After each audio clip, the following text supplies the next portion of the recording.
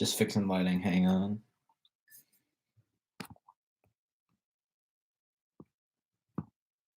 Hang on 1 second. Sorry, guys. All right. That should do. What's going on, guys? Sourdough here. Welcome back to another video. We're going to talk more about free agency. We're going to do some draft predictions. We're going to do some roster predictions. We're going to do a lot here. Just going to talk football. So before I get into it, make sure to follow me on Twitter at Stone Cold Kittle. I've been tweeting a lot of Niners stuff during this quarantine. That's what I've mainly been doing, honestly, in my free time, just reading Niners stuff, talking to fans, doing a lot there. So feel free to tweet at me. Make sure to follow me to get more updates on my life about Niner football, about everything. Also, especially, this would be a perfect video to leave your comments in the live chat, comments down below, wherever you are watching this. I'll probably have a lot of time to respond to them. Hopefully, we talk a lot about not just what I'm about to talk about, but other stuff too. So let's just get into it. We did a video on, I believe, Tuesday, talking about days 1 and 2 of free agency. And so this video, we're going to talk about days 3, 4, and 5 to start.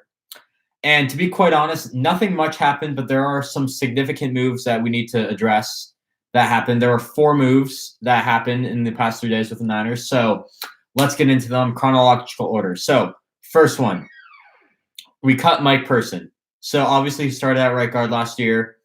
He was probably, I would have to say he was probably our worst lineman, if I'm being completely honest, but he was our only true guard that we just fit in there. I feel like we've been needing an interior lineman for a while now.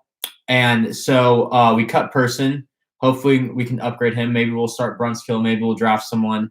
We'll get into that a bit later. But my reaction to this, I'm not surprised that he was cut, but I didn't expect it to happen. Honestly, I thought we were going to keep him. I thought we might keep him for depth, everything. But we do cut him. And to replace him, this is my second one. This was I would say this is a bit questionable why we cut Person and we signed this guy. We signed Tom Compton. He's played with the Vikings, Jets. He's been a journeyman. He's played, I believe, 6 teams in the last 6 seasons. So bit of a journeyman, 31 years old, 1 year younger than Mike Person. Paid $3 million for him, which is more than we were paying Person.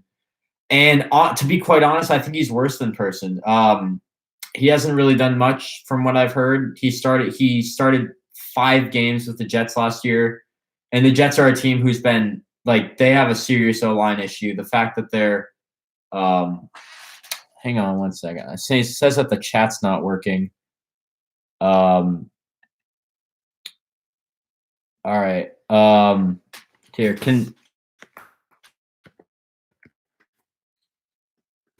I'm just trying to fix the chat. If you guys, we got 1 viewer right now. If you text something in the chat, that would be really helpful.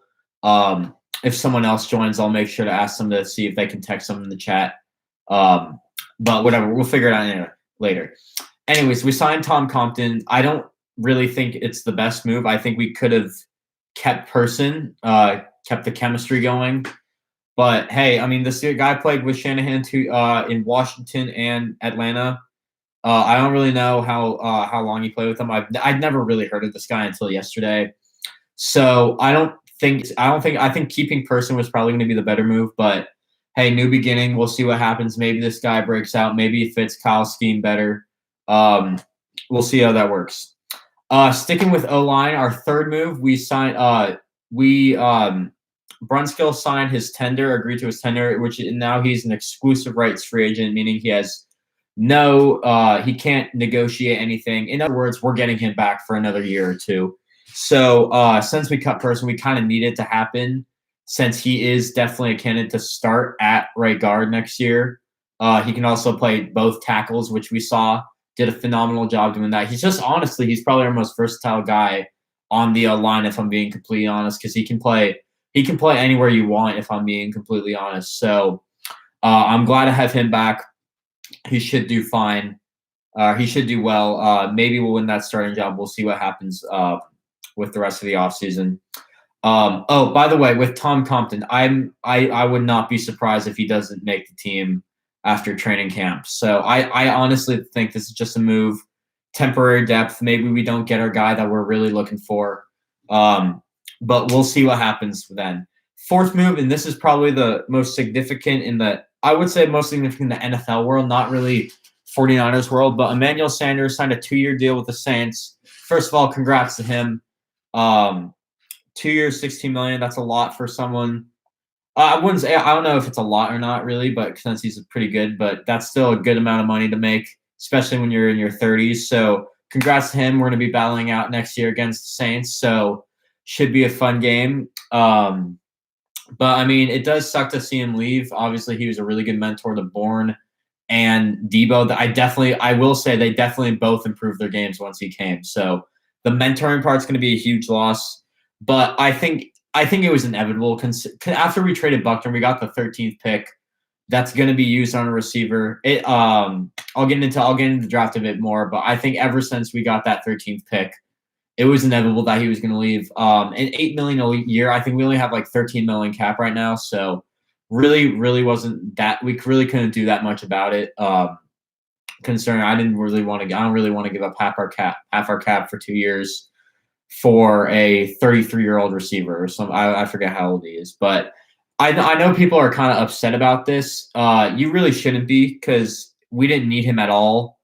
Obviously he helped a lot during our Super Bowl run. So, and people, I mean, yeah. So I'm excited. I'm glad that he signed. I'm glad I'll be rooting for him in New Orleans. I know people calling him a snake and everything. He's not a snake. I mean, if you don't need a guy, then you don't really need to offer a match whatever contract they're getting. They're not a snake. So it is what it is. But I was expecting him to leave after we got that pick. So if it weren't for that pick, I would definitely be a bit upset. But I'm not upset at all. I was expected to happen, but we'll definitely lose that mentoring factor for everyone, for all the receivers. So we'll see what happens there. All right, so those were the 4 moves that we made in the past 3 days 3, 4, and 5. Now, let's just talk about the team needs right now. You might have seen I tweeted something out about 2 hours ago, 3 hours ago, about what we need for the rest of the offseason. So straight from Twitter, if I read what I said, number 1 is wide receiver. We do not have a number 1 wide receiver. I don't think Debo's going to be that guy just yet. Bourne is definitely not that guy. So we definitely need a number 1 receiver. So with that being said, pick 13, it has to be a receiver. There's no question. I mean, I've seen some mock drafts say cornerback. There is really no cornerback that, unless Jeff Okudah fell to us, which I highly doubt happens, because I know Detroit's for sure going to take him. I will guarantee it that they take him.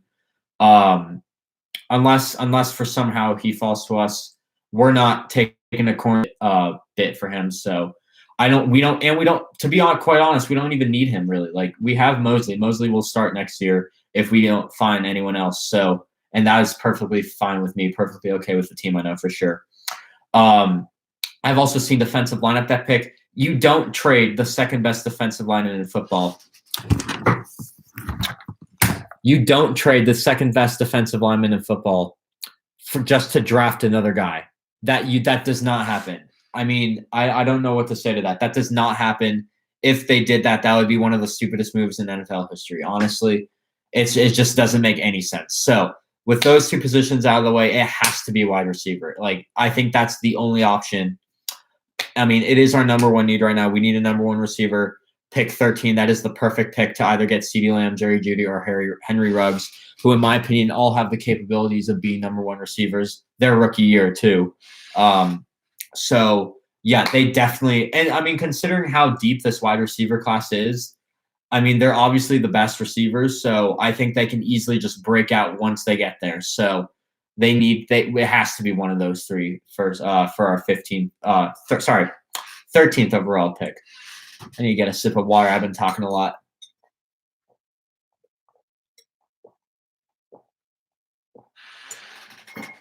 All right, sorry about that. Just want to make sure not slurring my speech like I always do. All right, number 2 need interior line. Again, we don't take at pick 13. There really is no interior lineman that's good enough there. You're going to see, like, around our pick 31, we may take one. Unless we trade back, which we probably will. I'll get into that a bit more. Number 3, cornerback. I think we definitely need a bit more depth, because right now we really only have Sherman, who's in his 30s. We have Mosley, who is like who like he's probably barely going to win the starting job in my opinion, because I know Witherspoon's probably going to do something.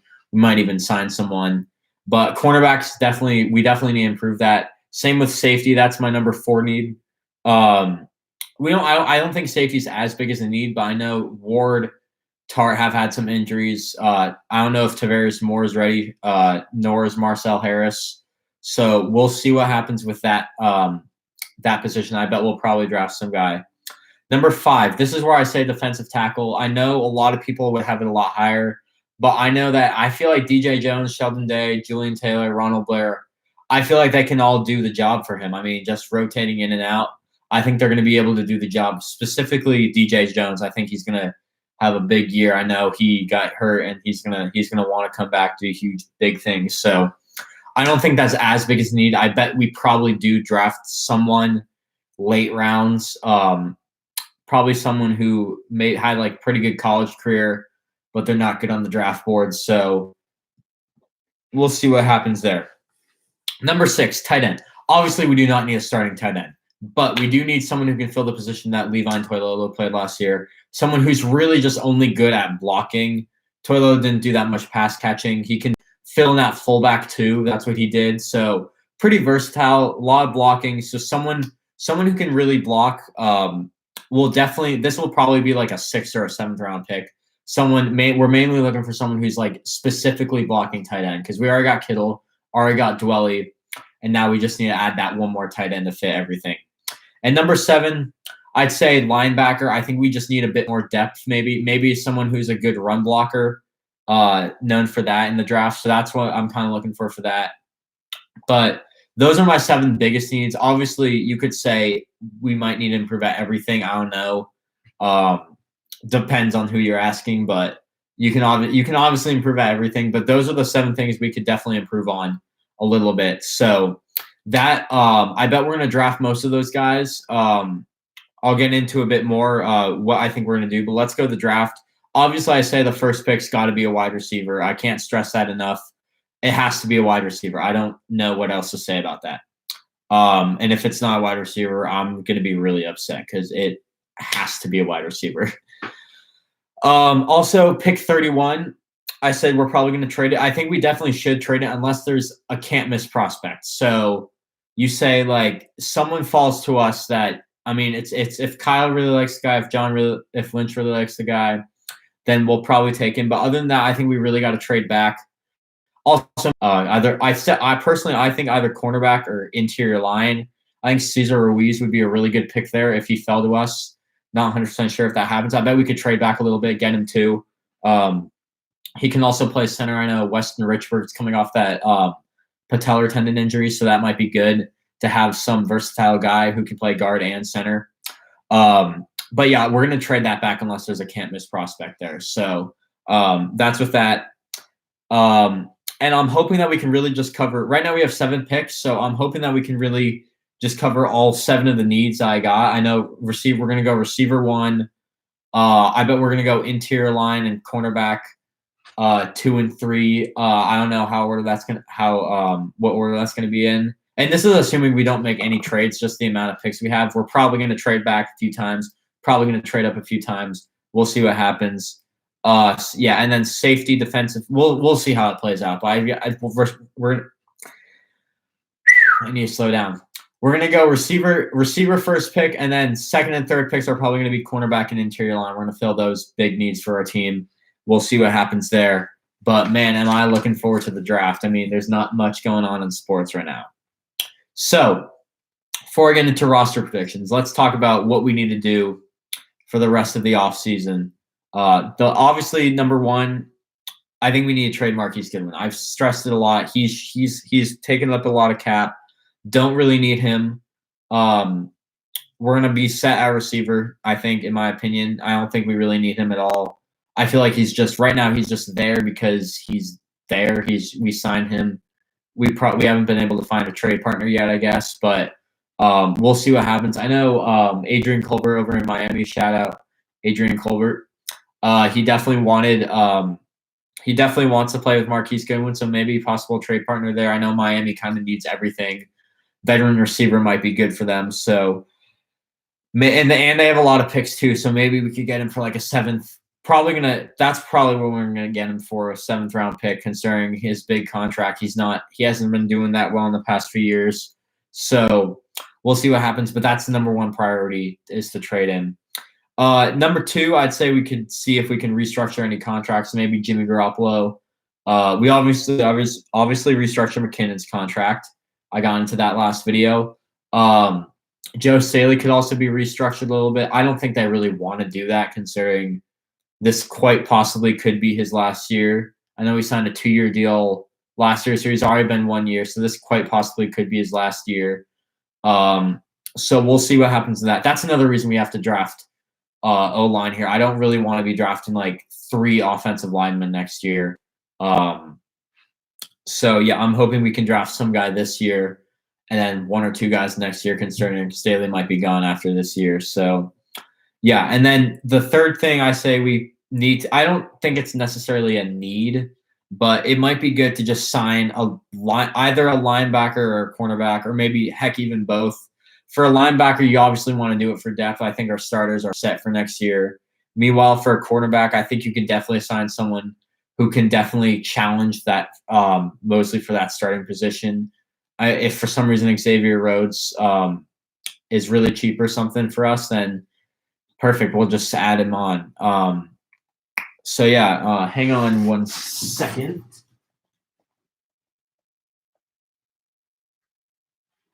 Sorry about that. I just had to turn off my phone. Got a notification while I turned it off. All right, let's get into my very early roster prediction. I'm probably going to do another one once the draft's done, once we have our free agents, undrafted free agents signed, once free agency's over, once training camp's about to start, or when it's about to end. I don't really know. But these are my roster predictions as of now. Today is March 20th, I believe, 2020. So these are my roster predictions. So start off with, obviously, quarterback, Jimmy Garoppolo, Nick Mullins. I don't think that's another thing we should do. We might want to trade Beathard. That's another thing. I doubt we keep him. He hasn't really done much. Obviously didn't really. I think he was inactive every game last year. So obviously he's not doing much. I don't really think you need to put him on practice squad. Obviously he has that chemistry with Kittle and Trent Taylor that a lot of people like. So that's one positive thing to him. Other than that, I don't think we really need him at all. So it might be worth in a trade. I mean, I doubt you're going to get a 7th rounder. You might not even get a 7th rounder from him. You might have to like do Beathard and a 7th for a 7th. So we'll see what happens there. But again, we did trade Dakota Watson for the pick that ended up being Dre Greenlaw last year. Obviously, we had to give up some other picks too. So we'll see what happens. But we're going to have 2 quarterbacks next year, in my opinion. Running backs. I have 4 running backs right now: Jerick McKinnon, Raheem Mostert, Tevin Coleman, Matt Breida. I bet Jeff Wilson's going to get another practice squad gig, or we trade or get rid of one of our other running backs. It would probably be Breida. I know Breida technically hasn't signed yet, I believe. Same with Bourne. I think we just tendered them, so Breida could be gone still. We'll see what happens. I think that depends if another team offers him and we want to match or not. So we'll see what happens then. And then I'm also going to include Kyle Juszczyk there. So that would be 5 running backs. Obviously, he's staying. Best fullback in the league. So, all right, next up, wide receiver. The number 1 receiver is going to be our draft pick. It's either going to be hopefully CeeDee Lamb or Jerry Jeudy. If not Henry Ruggs, I'll take him too. But one of those 3 guys, in the order I want, obviously I just said CeeDee, Jeudy, Ruggs. So hopefully we will for sure get one of those guys. I doubt we're gonna miss out on all 3. So whoever we get is going to be our number 1 receiver probably. Number 2 receiver is going to be Debo, and then the other receivers are going to be Bourne, Hurd, Richie James for kick returns, and then I think we're going to keep 6 receivers this year. And the last spot's going to be battle between Dante Pettis, Trent Taylor. Obviously, Trent Taylor missed all of last year. So I'm not really sure about what he's going to be able to do on this team. Obviously, he's playing with some pretty bad receivers before. Meanwhile, Dante Pettis, Shanahan's been really frustrated with him. So I would not be surprised if he got cut or traded. He also actually, you want never mind. I'm not going to get into that. That's a story for another day. Offensive line. So let's start out with the starters next year at this point. Joe Staley, Laken Tomlinson, Weston Richburg, Daniel Brunskill. I'm going to put Brunskill there for now. Could change. Mike McGlinchey. And then backing up, we're going to have a draft pick who could also start at guard. It's going to be a guard, or it's definitely going to be a guard. And then we're also going to have Ben Garland, Justin School, and then we also re-signed Sean Coleman. I think I got into that in the first video. He's going to be there. Nice swing tackle, another good swing tackle to have. Missed all last year, but he's pretty versatile from what I've heard. I think he played with us. I'm not 100% sure if he played with us in 2018. I kind of forget. If he did play with us in 2018, I don't think he really played, but whatever. All right, tight end. Kittle, Dwelley, draft pick. That's simple. Kittle's obviously starting. Dwelley's obviously going to back up. And our draft pick's going to play that Levine Toilolo role that we missed out on last year. Obviously, Garrett Selleck retired. Sadly, we don't have any more Selleck time, so we'll see what happens. But I think we're going to keep 3 tight ends instead of 4. We kept 4 last year. I think we're going to stick with the 3 that we have right now. Defensive line. Obviously, this is our biggest group. This is our most complicated group. I think there were a lot of players that we kind of just added midseason. I know Anthony Zettel, Demontre Moore, Jeremiah V, or whatever his last name was. I forget about him. We cut him. I remember later on. But our defensive line is going to look like this. It's going to be Nick Bosa, Ronald Blair, DJ Jones, Eric Armstead, D Ford, Sheldon Day, Solomon Thomas, Julian Taylor, Contavious Street, and our draft pick, which should be a defensive tackle.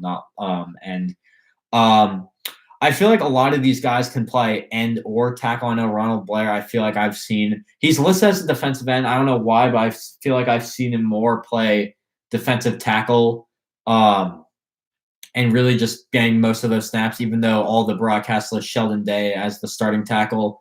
DJ Jones is going to be another starter. I think that's basically a guarantee right now unless something happens to him. Eric Armstead is going to start. Nick Bosa is going to start. D Ford never really got to the starting that he never really started, but still obviously huge factor for us. I think he could be the X factor of the D-line. So hopefully he'll do as well, if not better, as he did last year. And then Solomon Thomas, Julian Taylor, Sheldon Day, depth. Taylor could actually start if he really breaks out. Obviously, he's injury prone as hell. I mean, I think he's actually been more injured throughout his career than he started. So we'll see what happens there, but maybe he could start, maybe not. And then we haven't seen much from Contavious Street. So it might be good to just give him a chance, keep him on the roster, unless we either sign someone or find an undrafted free agent that's better. I bet Contavious Street's staying at this point. Linebacker. Right now I have 5. Right now we might want to add a free agency signing later, but the 5 I have right now: Quan Alexander, Fred Warner, Dre Greenlaw, Azeez Al-Shaair, and a draft pick. I think this is going to be a late round pick, someone who can block the run, who can stop the run pretty well. I feel like that was kind of missing our defense last year. Also, with the defensive tackle, a run stopper would be really great there. So we'll see what happens there. But those are my 5 linebackers right now. It might be good to have another one. I think we had 5 last year. Right now, I think it's the same 5 we have, except for Elijah Lee, I believe, was not on the roster. I forget who it was. I know Malcolm Smith got cut. I feel like Elijah Lee was on the practice squad to start, or I'm forgetting. But anyways, we got 5 linebackers. So that's what I'm playing right now. Cornerback right now, I got 4: Richard Sherman, Keller Witherspoon, Mosley, and the draft pick. I don't think Dante Johnson's going to stay. I really don't like him. Shanahan and Lynch love him though, but I mean, you do you guys. But and I think it might be a good idea to sign someone for either depth or someone who can challenge for the starting position. So right now I have 52 guys written down. So either that linebacker that we sign or that cornerback that we sign is going to be that 53rd guy. Or let's talk about safety, actually. Maybe Marcel Harris gets moved to practice squad. We sign a linebacker and a cornerback. The other safeties I think are locks, though, right now are Jaquiski Tartt, Jimmy Ward, Travarius Moore, and then we'll also probably draft someone maybe round. I don't know when we'll draft him. Maybe even round 1. Maybe we take him 30. Maybe we take a guy 31. But it would probably be Delpit or Xavier McKinney out of Alabama. So we'll see what happens there. But we're definitely going to draft someone. And then special teams: Kyle Nelson, Mitch Wisnowski, Robbie Gould. That simple. So that's my roster prediction for now. Obviously, this is probably going to change once the draft is done. Once we have all of our free agents squared away, once we have our once we have like a clear set of what's going on next. So yeah, that's my roster prediction as of 3/20/20. So that's going to do it. I know it's a long video. Make sure to leave a like, comment below if you have anything, share the news, share what's going on, share the video, do whatever you want. I hope you all are staying healthy during this week. I know it's been a long week. Lots going on in the world. Hopefully, there's more football news coming up because I'm kind of getting bored of just sitting down, just predicting what's going to happen to the draft. But hopefully there's more news. Hopefully Clowney will sign somewhere. Oh, one more thing before I end the video. I just want to talk about what's been going on through the division ever since my last video. The one big thing is obviously that Todd Gurley left. That's pretty big. Obviously, he's threatening LA, but now they don't really have a running back. They're probably going to draft someone, I'm assuming, but he is out of LA now. So that's pretty good for us. Rams, man, they're not looking good. They lost Dante Fowler too. Corey Littleton obviously left. I talked about that last time with Roby Coleman. But Rams are not looking good at all. So yeah, that's good for us. Obviously Cardinals are getting better. Seahawks, I don't really know where they're at right now. I know they've been adding some guys, they've been losing some guys. I think they're going to lose Clowney, which is going to be a huge loss. Obviously, he destroyed us last year. So we'll see what happens there. But I think we're looking pretty good next year. I think Arizona, Seattle, those are going to be the two teams to beat. Those are going to be the key matchups next year. I don't really think the Rams have been doing that much positively for their team to improve the team. So looking good for us on that front. But anyways, that's going to do it, guys. I hope you guys enjoyed, and I will see you guys next time. Go Niners.